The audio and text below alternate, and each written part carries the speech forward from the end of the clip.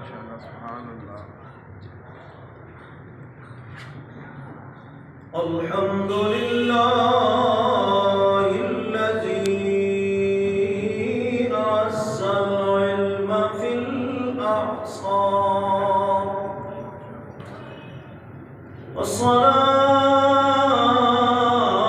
والصلاة والسلام على النبي المختار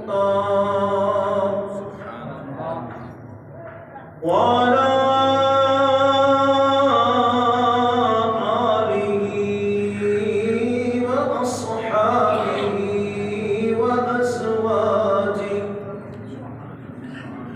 وأهل بيته وأهل سنته وأولياء أمته وسيد أوليائه أجمعين.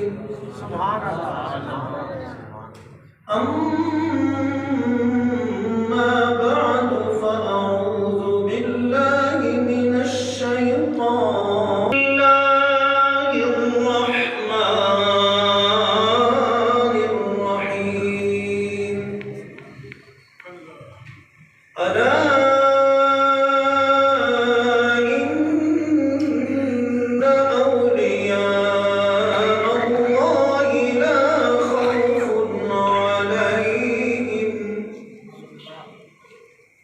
ولا هم يحزنون الذين آمنوا وكانوا يتقون. وقال النبي صلى الله تعالى عليه وسلم إن أولياء الله لا يموتون بل ينتقلون من دار إلى دار. آمنت بالله صدق الله العظيم وصدق رسوله النبي الكريم الأمين ببركة إن الله وملائكته يصلون على النبي يا أيها الذين آمنوا صلوا عليه وسلموا تسليما. تمام اخبار الصلاة والسلام عليك يا سيدي يا رسول الله وعلى آلك وأصحابك يا سيدي يا نور الله. الصلاة والسلام عليك يا سيدي يا خير خلق الله وعلى آلك وأصحابك يا سيدي يا خاتم النبيين. حمد و صلاۃ کے بعد اللہ رب العزت جل جلالہ و عظم والہ و اعظم شانہ و تم برہانہ کا بے حساب انگنت لاتعداد اور بے شمار شکر ہے کہ جس خالق حقیقی نے اپنے فضل و کرم سے آقا علیہ السلام کے توسل و تصدق سے ہمیں جامع مسجد غوثیہ میں حضرت غوث اعظم کا تذکرہ کرنے کی توفیق. سب سے پہلے تو محترم فخر السادات حضرت علامہ مولانا پیر طریقت پیر سید محمد احمد رضا صاحب سیفی دامت برکاتہم العالیہ ان کے شکر گزار ہیں کہ ان کے وساطت اور توسل سے ہمیں آج اس محفل میں کچھ کہنے کو سنانے کو مل رہا ہے. اللہ تعالیٰ ان کے علم میں، عمل میں، زہد میں، تقوی میں، ورع میں اور مزید دین کے فروغ کے اخلاص میں اللہ کریم برکتیں عطا فرمائے۔ اللہ کا آپ لاکھ شکر ادا کریں، اس مسجد والے جتنے بھی حضرات ہیں، انتظامیہ ہے یا دیگر اہل محلہ ہیں، اللہ کا شکر ادا کریں کہ اللہ کریم نے آپ کو اس دور میں سیڈیوں، ویڈیو اور کسٹوں والے عالم دین آپ کو نہیں دیے، مکمل الحمدللہ سارے علوم کے فاضل عطا فرمائے، اور پھر یہ آپ کی خوش نصیبی کہ سادات گھرانے سے شاہ صاحب تعلق رکھتے ہیں، یہ بھی بڑا اعزاز ہے، اور پھر مزید یہ کہ اللہ کریم نے ان کو ظاہری علوم کے ساتھ باطنی جو علوم ہیں طریقت کے وہ بھی عطا فرمائے، جن کی آج کل اشد ہمیں ضرورت ہے۔ پیر تو بہت مل جاتے ہیں، لیکن اصل پیر وہ ہیں جو دین کا کام کرتے ہیں۔ الحمدللہ مجھے بڑی خوشی، اوپر ایک ساتھی آئے تو میں نے پوچھا کہ آپ شاہ صاحب کے رشتہ دار ہیں؟ کہتے نہیں کہ میں ان کا مرید ہوں۔ پھر ایک اور ساتھی ہمارے جامعہ جویریہ کے فاضل بننے والے ہیں، تو میں نے کہا آپ کا گھر بھی ادھر ہی ہے؟ کہتے ہیں ہاں، یہاں شاہ صاحب کی محلے میں ہے۔ شاہ صاحب بھی مجھے دین کی طرف راغب کرتے ہیں۔ الحمدللہ دلی سکون ہوا اللہ کے فضل سے کہ دین کا کام ہو رہا ہے، اور جب نماز پڑھیں یا آئیں یا جائیں، فضیلت آپ کی بڑی ہے کہ ایک سید زادے کے پیچھے آپ نماز پڑھتے ہیں، لیکن ادب بھی بہت زیادہ ہے۔ اگر ذرا ویسے بھی امام کے بارے میں ذرا کوئی سوچ آ جائے غلط تو نماز باطل ہو جاتی ہے، تو پھر سید زادہ علیہ رسول ہوں تو ان کی تعظیم کا تو اب بیان کرنے کا وقت نہیں ہے۔ بس اتنی بات ہی کافی ہے کہ اعلیٰ حضرت امام اہل سنت سب سے اہم کام میں مصروف تھے، فتویٰ نویسی کر رہے تھے، فتویٰ لکھ رہے تھے، تو سامنے سے ایک چھوٹا سا بچہ، کرکٹ کھیلنے والا بچہ، کبھی ادھر جاتا ہے کبھی ادھر جاتا ہے، تو امام اہل سنت کھڑے ہو جاتے ہیں، بار بار جب وہ گزرتا کھڑے ہو جاتے ہیں، تو مریدین بڑے حیران ہوتے ہیں کہ آپ تو دنیا کا کوئی بادشاہ بھی آ جائے تو کھڑے نہیں ہوتے، آپ حدیث رسول کو ترجیح دیتے ہیں۔ تو پوچھنے پر، استفسار کرنے پر آپ نے فرمایا کہ وہ شہیدوں کا بیٹا تھا، آل رسول تھا، تو وہ جب بھی گزرتا ہے تو پھر مجھے علم سے چھوڑتا ہے کہ احمد رضا اصل علم تو وہی ہے کہ جس کے اندر نسبت رسول بن گزرے، تو آپ نے فرمایا اس لیے میں جتنی دیر وہ گزرتے رہے میں اٹھتا رہا ادبن کہ سید زادہ ہے، بے شک وہ بچہ ہے لیکن بے ادبی نہ ہو جائے، وہ آل رسول ہے اور میں آل رسول ہوں۔ تو اللہ کریم جو ہے شاہ صاحب کے علم میں، عمل میں مزید بہاریں اور برکتیں نصیب فرمائے۔ آج ہم نے حضرت سید الاولیاء قطب الاقطاب حضرت غوث اعظم شیخ عبدالقادر جیلانی حنفی حنبلی رحمۃ اللہ تعالیٰ علیہ کا ذکر کرنا ہے۔ ایک لفظ سے آپ کو شبہ پڑا ہوگا کہ حنفی بھی اور حنبلی بھی، وہ انشاءاللہ وضاحت آگے ہو جائے گی۔ اولیاء کرام اللہ کریم کا وہ دل میں جب خوف بٹھا لیتے ہیں نا، سچا خوف، سچا خوف کا مطلب یہ ہے کہ رب کا ہی خوف ہو، کوئی دنیا کا بادشاہ آ جائے، جی کوئی بڑے سے بڑا آ جائے، رب سے بڑا کوئی نہیں ہے، وہ عبادت زود میں رہتے ہیں، اور جتنے بڑے کے بڑے بادشاہ ہیں نا وہ ان کے قدموں میں آتے ہیں۔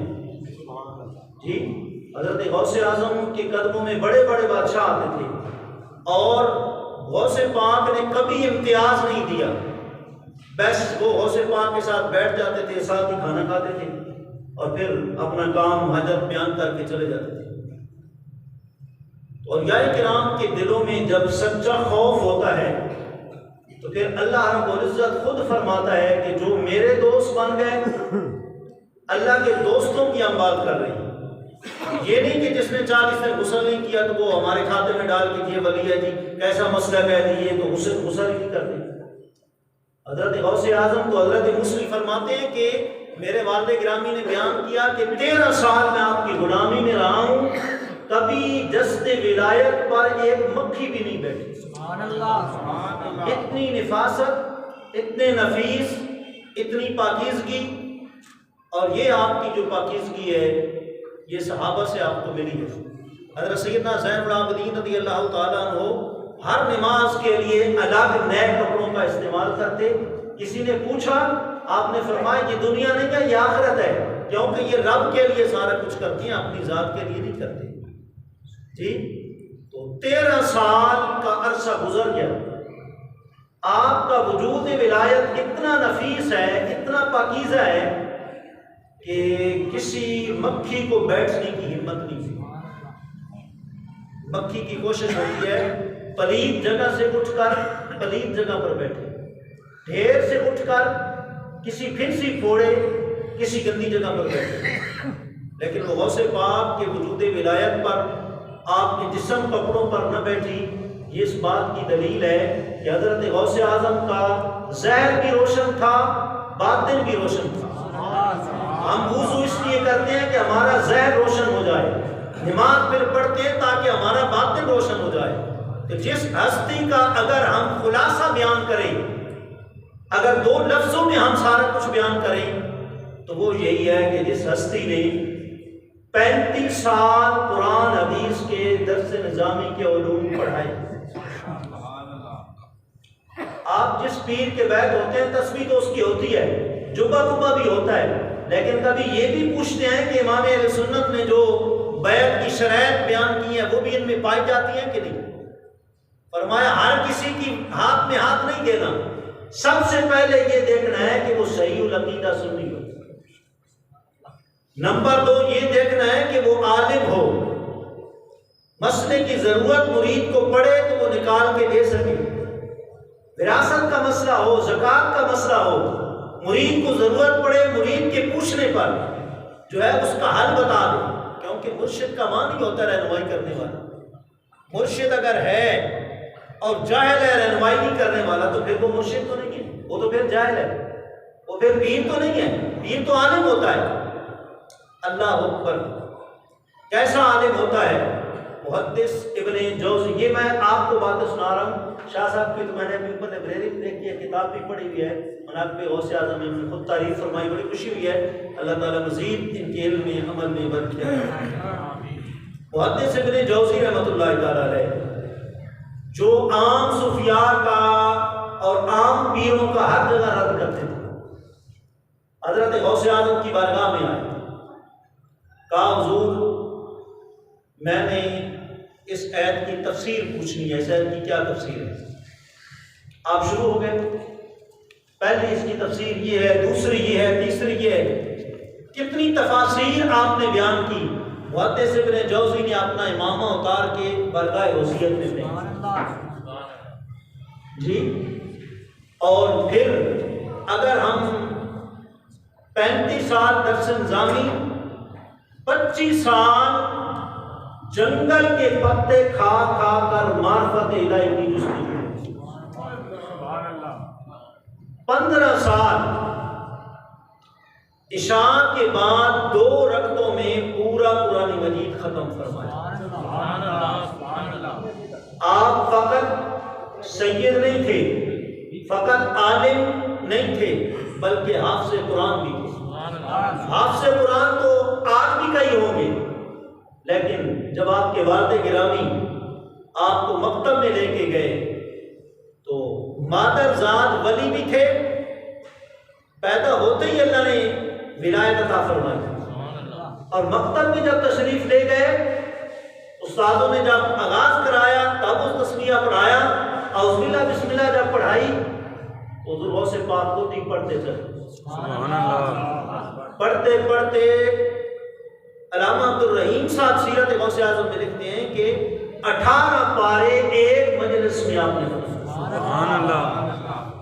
میرا خیال ہے آپ ہوں یا ہم ہوں، ماہ رمضان میں بھی اگر ایک جگہ پر جو عبادتوں کی بہار والا مہینہ ہے، نفس ہمارا بھی کنٹرول ہوتا ہے، شیطان بھی بند ہوتا ہے، اگر اس مہینے میں بھی آپ اور ہم کو یہاں کھڑا کیا جائے کہ کھڑے ہو کر یا بیٹھ کر ادھر 18 پارے ایک جگہ پر پڑھو، زبانی بھی نہیں، تو میرا تو خیال ہے ہماری ہمت نہیں ہے کہ ہم اتنا پڑھ سکیں۔ آپ نے پڑھ لیا، اس کا مطلب یہ کہ اللہ نے بچپن سے ہی آپ کو مقام ولایت پر فیض کر، اور پھر صرف یہی نہیں کہ راتوں کا آپ کا زہد، عبادت، مجاہدہ، ریاضت صرف وہی نہیں تھی، بلکہ حضرت غوث اعظم ایسے پیر تھے کہ جب بغداد اور جیلان کے علاقوں میں جب کسی عالم سے بھی مسئلہ حل نہ ہوا تو خاتم المحققین بھی حضرت غوث اعظم، سبحان اللہ سبحان اللہ، اور مشکل کشا بھی حضرت غوث اعظم۔ جی ایک شخص قبلہ میاں شیر محمد شرف پوری رحمۃ اللہ تعالیٰ علیہ جو مقام ولایت پر فیض تھے، اور جن کا دست ولایت جس چہرے پر ایک دفعہ پھر جاتا، ہو نہیں سکتا کہ وہ بندہ پھر داڑھی منڈا رہتا، کلیم شیر رہتا۔ جی آپ نے عقیدت سے جس دروازے سے آپ کی گھر میں انٹری ہوتی تھی، آپ نے اوپر لکھا تھا یا شیخ عبد القادر جیلانی شیئا للہ۔ ایک بد عقیدہ آیا جسے کوئی ولایت کی بہار نہیں لگی تھی، اسے طریقت سے بالکل ناشنائی تھی، وہ آیا آپ کے پاس بیٹھا، بیٹھ کر اوپر دیکھا تو یا شیخ عبد القادر جیلانی شیئا للہ لکھا ہوا ہے۔ کہنے لگا یہ کیا آپ نے شرک کیا ہوا ہے؟ حضرت غوث اعظم نے وہی جملہ جلال سے، میاں شیر محمد صاحب نے وہی جملہ جلال سے پکارا یا شیخ عبد القادر جیلانی شیئا للہ۔ غوث اعظم کا ایسا تصرف ہوا، ایسا تصرف ہوا روحانی طور پر کہ وہ بندہ وہاں ہی بے ہوش ہو، اس سے وہ روحانیت برداشت نہیں ہوئی۔ حضرت شیخ عبد الحق محدث دہلوی رحمۃ اللہ تعالی علیہ جو آپ نے زبدۃ الاثار کتاب لکھی، اس میں آپ فرماتے ہیں کہ 4 ایسے اللہ کے ولی ہیں جو ہمیشہ زندہ ہیں اور ان کا ہمیشہ 24 گھنٹے تصرف جاری رہتا ہے، بشرطے کہ کوئی فیض لینے والا۔ فرماتے حضرت معروف کرخی، حضرت عقیل، حضرت حیا، اور فرماتے ہیں چوتھے سید الاولیاء حضرت غوث اعظم۔ سبحان اللہ، جب سچے دل سے پکارو، جس ٹائم پکارو، وہ مدد کو پوچھتے ہیں۔ جی کوئی یہ سمجھے کہ وہ ظاہری زندگی میں ایسا تھا، بعد میں نہیں، تو طبرانی کو اٹھا کے دیکھ لے۔ سرکار فرماتے ہیں اذا تحیرتم فی الامور فاستعینوا باصحاب القبور، فرمایا جب دنیاوی معاملات میں حیران پریشان ہو جاؤ تو پھر تمہاری پریشانیوں کا حل کیا ہے؟ فرمایا جو قبر والے ہیں ان کے پاس آ کے مدد کرو۔ ہم جن کے مقلد ہیں امام الائمہ امام اعظم ابو حنیفہ رحمۃ اللہ تعالی علیہ، آپ کو معلوم ہے حضرت امام شافعی رحمۃ اللہ تعالی علیہ فرماتے ہیں جب میں ان کے مزار پر جاتا ہوں تو میں پھر اپنا مسلک چھوڑ دیتا ہوں، اور میں 2 فتاوی شامی کے مقدمہ میں ہے، ہر مدارس کے تک جو بڑے بڑے مدارس ہیں ان میں تو لازمی مسلم کو اس میں پڑھایا جاتا ہے مقدمہ فتاوی شامی۔ امام شافعی فرماتے ہیں کہ میں وہاں جاتا ہوں، 2 رکعت نماز آپ کے مزار کے پاس پڑھتا ہوں، پھر دعا کرتا ہوں، میں آپ کی قبر کو تریاق پاتا ہوں، یعنی جو بھی وہاں میں دعا مانگتا ہوں اللہ کریم میری وہ دعا قبول فرماتا۔ اس کا مطلب فقہ کے امام ہوں یا تصوف کے امام ہوں، اس حدیث پر سب کا عمل تھا کہ جب تمہیں کوئی پریشانی معاملہ آئے پھر قبر والوں کے پاس جا کر مدد طلب کرو۔ جی اور فرمایا کہ ان سے نا امید نہ ہو، کما یئس الکفار من اصحاب القبور، کافر قبر والوں سے نا امید ہو چکے ہیں، لیکن تم ان سے نا امید نہ ہونا، ان سے جا کر کیا کرنا؟ مدد طلب کرنا، یعنی ان کے واسطے وسیلے سے رب کی بارگاہ میں اپنی التجا پیش کرنا۔ جی اللہ اکبر۔ حضرت سیدنا امام الائمہ امام اعظم ابو حنیفہ رحمۃ اللہ تعالی علیہ یہ نہ سمجھے کہ وہ صرف فقہ کے امام تھے، آپ فرماتے ہیں میں حضرت امام جعفر صادق کی صحبت میں 2 سال رہا۔ کسی نے پوچھا حضور آپ کی عمر کتنی ہے؟ 62 سال عمر ہو چکی ہے، فرمایا صرف 2 سال۔ لولا السلطان لہلک النعمان، فرمایا اگر وہ 2 سال مجھے زندگی کے نہ ملتے نا میں ہلاک ہو گیا۔ پوچھا گیا جی وہ کون سے 2 سال؟ اب سوال کرنے والا بھی بڑا حیران ہے کہ 62 سال عمر ہے 2 سال فرما رہے ہیں، تو آپ نے فرمایا جو میں نے حضرت امام جعفر صادق کی صحبت میں 2 سال گزارے نا شب اور روز عبادت کے، فرمایا اگر میری زندگی میں وہ 2 سال نہ طریقت کے آتے تو نعمان سارے اماموں کا امام، فقہ کا امام ہو کر بھی ہلاک ہو گیا ہوگا۔ اس سے کیا ثابت ہوا؟ صرف ظاہری علوم کافی نہیں ہے، باطنی علوم کی ضرورت ہے۔ باطنی علوم نفس ہمارا کو مارتی ہیں، راہ ہدایت پر گامزن کرتی ہیں۔ اور سید الاولیاء حضرت غوث اعظم آپ کے بارے میں یہ مشہور ہے کہ آپ صرف باطنی علوم جانتے تھے، ہر ایک آپ کی عادت بے مثل ہے۔ باطنی علوم دیکھو، روحانیت دیکھو تو بے مثال ہے، ظاہری علوم اور ظاہری شریعت دیکھو تو وہ بھی بے مثال ہے۔ بغداد اور گیلان کے علاقے میں ایک مسئلہ پیدا ہوا جس کا کسی عالم کے پاس حل نہ نکل سکا۔ سارے سوچ میں پڑ گیا کیا کریں، دل میں آیا کہ چلو حضرت غوث اعظم جو ہے، سید الاولیاء جو ہیں، ان کی خدمت میں جا کر عرض کرتے ہیں، وہ ہماری مشکل کشائی فرمائیں۔ جی لوگ آئے، حضور ایک مسئلہ ہے جو کہیں سے بھی کسی عالم دین سے حل نہیں ہو رہا، آپ اس کا حل فرمائیں۔ الحمدللہ ہمیں یہ فخر اور یہ اعزاز ہے، ہم نے جن اساتذہ سے علم حاصل کیا ہے، اللہ کا ان پر بھی بڑا جو ہے کرم تھا، وہ ظاہری شریعت کے بھی امام تھے اور روحانیت کے بھی امام تھے۔ جامع نظامیہ رضویہ میں فتاوی رضویہ کی جب تخریج ہو رہی تھی تو ایک مشکل مقام منطق کا آیا تو استادوں نے کہا کہ امام اہل سنت نے کیا لکھا ہے، کیا بیان کیا ہے، ہمیں سمجھ نہیں آ رہی۔ اب یہاں ظاہری علوم تو جواب دے گئے، اب اس کا حل تو نکالنا ہے۔ تو پھر ایک استاد صاحب فرمانے لگے کہ جب ہمارے پاس ولی کامل حضرت علامہ مولانا محمد عبد الحکیم شرف قادری رحمۃ اللہ تعالیٰ علیہ جیسی ہستی موجود ہے، پھر ہمیں پریشان ہونے کی کیا ضرورت؟ استادوں کے پاس فتاوی رضویہ شریف لے گئے، استاد لے گئے اور عرض کی کہ حضور یہ معاملہ ہے۔ فرمایا کہ ٹھیک ہے رکھ جائیں، رات کو مراقبہ کروں گا، امام اہل سنت کی روح سے روح مل گئی تو مسئلہ حل ہو جائے گا، نہ ملی تو پھر ہماری قسمت پہ ایسے ہی شائع کر دیں۔ آپ جب اٹھے تہجد کے وقت تو آپ نے پھر تہجد پڑھنے کے بعد مراقبہ فرمایا، امام اہل سنت کی روح سے رابطہ ہو گیا، اور وہ جو مشکل مسئلہ حل نہیں ہو رہا تھا امام اہل سنت بیان کرتے گئے اور شرف ملت اپنے قلم سے اس کو لکھتے گئے۔ تکبیر، نعرہ رسالت، یا رسول اللہ، رسالت، یا رسول اللہ، علماء اہل سنت زندہ باد، علماء اہل سنت زندہ باد، تاجدار ختم نبوت زندہ باد، زندہ باد، تاجدار ختم نبوت زندہ باد، زندہ باد۔ وہ مسئلہ حل ہو گیا، آج بھی فتاوی رضویہ شریف شائع ہوتا ہے۔ جی الحمدللہ۔ تو حضور غوث پاک کے پاس وقت کی قلت ہے، باتیں تو بہت ہیں۔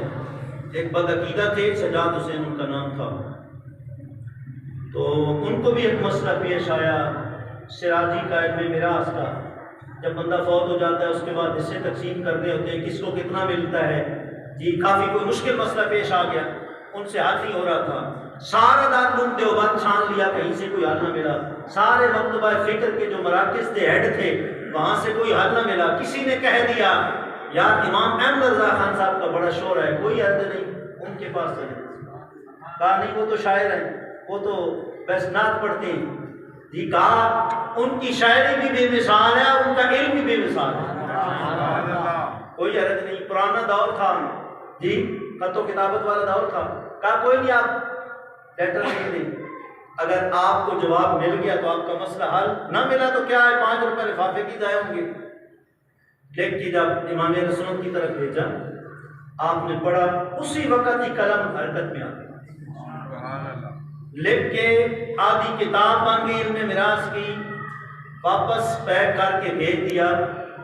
اب وہ بندہ امام اہل سنت کی تحریر پڑھ کے الحمدللہ کٹر سنی حنفی بریلوی بنا۔ سبحان اللہ۔ اس نے کہا ہمیں تو امام احمد رضا خان کا تعارف ہی اور کرایا گیا تھا، تو میں ایسے ہی عرض کر رہا ہوں کہ حضرت غوث اعظم کا ہم نے تعارف صرف پیری مریدے کے اعتبار سے کرایا ہے، اصل تعارف ہم نے نہیں کرایا کہ حضرت غوث اعظم نے پہلے ظاہری علوم پڑھے تھے اور ظاہری علوم پڑھنے کے بعد پھر ابو سعید مخزومی، کون جی؟ حضرت غوث اعظم کے پیر کون ہے جی؟ کوئی بھی پیر پیروں کے بغیر نہیں ہے، آج ہم بغیر پیروں کے چل رہے ہیں، کوئی بھی پیر پیروں کے بغیر نہیں ہے۔ حضرت غوث اعظم کیوں نہ ہو، پیچھے کوئی نہ کوئی صاحب طریقت ہے۔ ابو سعید مخزومی رحمۃ اللہ تعالی، حضرت غوث اعظم فرماتے ہیں ظاہری علوم پڑھنے کے بعد پیر وہ ہوتا ہے جو درس نظامی پڑھے پھر اس کے بعد طریقت کی طرف آئے، جو درس نظامی نہ پڑھے اسی طریقے سے ہی چلتا رہے اس کا کوئی اعتبار بھروسہ نہیں۔ درست العلم حتی صرت کتبا جی فنلت سادہ من مواد، غوث پاک فرماتے ہیں میں نے اتنا علم پڑھا، اتنی شریعت پڑھی، پڑھتے پڑھتے اللہ نے مجھے مقام قطبیت پر دیا۔ یعنی جب علم پڑھ کر بندہ عمل کرتا ہے تو وہی آگے پھر ولی اور قطب بن جاتا ہے جی۔ تو ہم نے تعارف نہیں کرایا کہ حضرت غوث اعظم تو بہت بڑے عالم تھے، حضرت غوث اعظم تو بہت بڑے حافظ تھے جی۔ اللہ اکبر، ادھر ادھر سے مسئلہ پوچھ کے کہیں حل نہیں نکلا۔ مسئلہ بھی بڑا عجیب تھا۔ مسئلہ یہ تھا کہ ایک بندہ منت مان بیٹھا نظر جی کہ یا اللہ میرا فلاں کام کر دے تو میں ایسی عبادت کروں گا، ایسی عبادت کروں گا جو پوری دنیا کے کسی کونے میں وہ عبادت کوئی بندہ بھی نہیں کر رہا۔ بڑا مشکل کام ہے۔ اگر آپ نماز پڑھ رہے ہو تو دنیا میں لا تعداد لوگ ہیں جو نماز پڑھ رہے ہوں گے، اگر آپ تلاوت قرآن کریں تو لا تعداد لوگ تلاوت قرآن میں مصروف ہوں گے، اگر آپ دعا کر رہے ہوں تو لا تعداد لوگ دعا کر رہے ہوں گے، اگر آپ حدیث پاک پڑھا رہے ہوں تو لا تعداد لوگ پڑھا رہے ہوں گے۔ منت بڑی عجیب مان دی کہ میں ایسی عبادت کروں گا، ایسی عبادت کروں گا جب عبادت کو میں کر رہا ہوں گا تو دنیا کے کسی کونے میں اس عبادت کے اندر کوئی بھی نہیں ہوگا۔ سارے علماء حیران رہ گئے، انہوں نے کہا یہ پتہ نہیں کون سی عبادت ہے کہ ایک ہی بندہ دنیا میں وہ کر سکتا ہے، باقی کوئی نہیں اس ٹائم کر رہا ہوگا۔ سب کے پاس گئے، انہوں نے عقل دوڑائی، کتابیں دیکھی کہ اسی کوئی حل نہ ملی۔ بلاخر حضرت سید الفقہا، یہ لفظ تو میں نیا استعمال کر رہا ہوں لیکن صرف سید الاولیاء نہیں، سید الفقہا بھی تھے حضرت غوث اعظم، آپ کے پاس آئے، حضور یہ مسئلہ ہے۔ فرمایا کوئی نہیں یار پریشان نہ ہو، کس چیز کا حل دنیا میں نہیں، فرمایا حل نکل آئے گا، آپ پریشان نہ ہو، بیٹھے۔ شاعر کو بٹھایا، ہمارے یہاں تو یہ ہوتا ہے نا بھائی بیٹھو جی صورت مسئلہ لکھی ہوئی ہے تو دو جی مسئلہ کیا ہے، وقوع کیا ہے، اس کے بعد پھر 3 دنوں کے بعد دارالفتاح سے رابطہ کرنا۔ خیر آج تک تو آن لائن ہو گیا مسئلہ، لیکن پہلے ایسے ہی ہوتا تھا، پھر اس کے بعد آپ کو جواب ملے گا۔ لیکن حضرت غوث اعظم نے وہاں بیٹھے بیٹھے ہی جواب ارشاد سبحان اللہ۔ تو جب سارے علماء حل نہ کر سکے تو پھر سید الفقہا کون ہوئے جی؟ حضرت غوث اعظم، شیخ عبد القادر جیلانی جی۔ آپ نے اس کا حل نکال دیا، فرمایا ایک عبادت ایسی ہے جب تم کرو گے نا پھر دنیا کے کسی کونے میں کوئی اور نہیں کر رہا، جاؤ مکہ المکرمہ چلے جاؤ، والی مکہ سے جا کے کہو تھوڑی دیر طواف روک لے، آپ خانہ کعبہ کا طواف کعبہ تو حرم ہوتا ہے نا اللہ کے حرم میں، اور دنیا کے کسی کونے میں نہیں ہوتا ہے جی۔ اگرچہ الگ بات ہے، علامہ شامی نے لکھ دیا کہ کئی ولی ایسے ہیں کہ کعبۃ اللہ بھی جا کے ان کا طواف کرتا ہے، یہ فتاوی شامی میں لکھا ہوا ہے، کسی کا عادی نہیں ہے۔ مقام ولایت یہی تو ہے کہ انگریز اس نے ٹیکنالوجی کے ذریعے ہر چیز کا حل نکال لیا، لیکن انہوں نے کہا یہ جو ان کے ولی پیر فقیر ہیں ان کے پاس ایسی ایسی چیزیں ہیں کہ ہمارے پاس ان کا حل کوئی نہیں۔ انگریز بھی حال فیل ہے، روحانیت جب ہوتی ہے تو پھر انگریز بھی جو ہے وہ بھی فیل ہو جاتا ہے۔ تو ظاہر ہے کعبۃ اللہ کا طواف ایسی عبادت ہے جب وہ بندے کر رہے ہوں یا بندہ کر رہا ہو، دنیا میں وہ عبادت اور کوئی بھی نہیں کر سکتا۔ والی کعبہ نے کہا چلو تھوڑی دیر کے لیے طواف سارے حضرات روک دو، ویسے بھی تو نماز کے ٹائم روکتا ہے، چلو تھوڑی دیر طواف کعبہ روک دو۔ جب انہوں نے روک دیا تو کہا ٹھیک ہے آپ تم طواف کر لو تمہاری منت پوری ہو جائے. اس نے طواف کیا اپنی منت پوری ہو جی. حضرت غوث اعظم شیخ عبد القادر جیلانی قطب ربانی اللہ کا آپ پر وہ کرم اور وہ احسان تھا. تو دولہا بھائی سامنے آئے تو ذرا ایک نکاح کی بھی بات سنا دوں غوث پاک کی. عوارف و معارف میں حضرت علامہ پیر طریقت پیر شہاب الدین سہروردی رحمۃ اللہ تعالی علیہ فرماتے ہیں حضرت غوث اعظم نے فرمایا 40 سال میری عمر گزر گئی میں نے نکاح کا کوئی سوچا ہی نہیں. میں نکاح عبادت میں